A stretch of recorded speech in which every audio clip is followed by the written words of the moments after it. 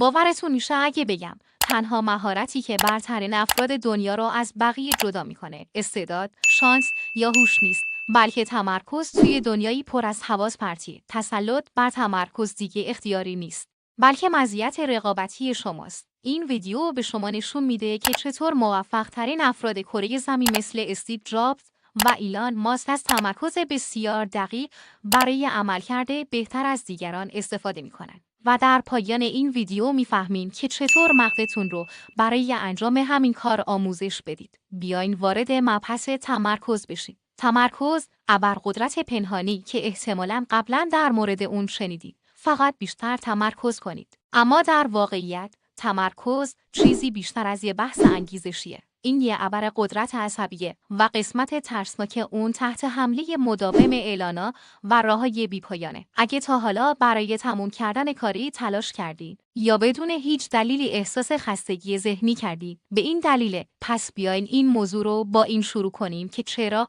متمرکز موندن امروز سخت‌تر از همیشه است و چه کاری میتونید برای بازیابی توجه خودتون انجام بدید. فصل 1. عصر حواس پرتی که توی اون زندگی میکنیم، عصریه که متخصصا به اون اقتصاد توجه میگن. شرکت‌ها دیگه برای پول شما نمی‌جنگن، اونا برای تمرکز شما می‌جنگن. هر حرکت، اسکرول و کلیک برای اونا ارزش داره، اما برای شما هزینه زیادی داره. وضوح ذهنی. تصور کنید در حالی که مردم دائما ابزارهای شما رو جابجا می‌کنن، شما سعی در ساختن خونه دارید. این مغز شما در دنیای امروزه. فصل 2. چرا تمرکز به استعداد غلبه میکنه؟ استیو جابز زمانی گفته بود تمرکز یعنی نگفتن. این مهارت‌های کدنویسی نبود که اپل رو عالی کرد، بلکه توانایی اون توی مسدود کردن اختلال و تمرکز روی چیزیه که واقعاً مهمه. در مورد ایلان ماسک هم همینطوره. در مورد هر شخص با عملکرد بالا هم همینطوره. اونا ابر انسان نیستن، فقط مغزشون رو آموزش دادن که عمیق کار کنن، نه گسترده. تمرکز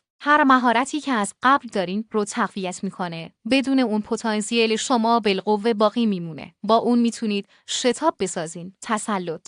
تأثیر واقعی. فصل 3. چطوری تمرکز مغزتون رو دوباره سیم کشی میکنه؟ وقتی عمیقاً تمرکز میکنین، مغزتون وارد حالتی به نام جریان میشه. دوپامین آزاد میکنه، مسیرهای عصبی رو تقویت میکنه و چیزی میسازه که دانشمندا به اون میلین میگن. ماده‌ای که مغزتون رو به مرور زمان سریعتر و کارآمدتر میکنه، مثل ارتقا از یه دوچرخه زنگ زده به یه قطار پرسرعت. و قسمت جالبش اینه که به ساعتها مدیتیشن یا ابزارهای فانتزی نیاز ندارین، فقط به ساختار و تمرین نیاز دارین. فصل 4. برنامه عملیتون چیه؟ چطور میتونید همین امروز تمرکزتون رو بالا ببرین؟ یک کار مهم رو انتخاب کنین، یه تایمر 25 دقیقه‌ای تنظیم کنین، هر عامل حواس پرتی رو خاموش کنین و شروع کنید. مغز شما ممکنه اولش مقابله کنه، اما ادامه بدید. شما فقط یک کار انجام نمیدین، بلکه در حال تمرین هستین. موفقیت آینده شما. تو کامنت ها بگید که روی چی تمرکز کردین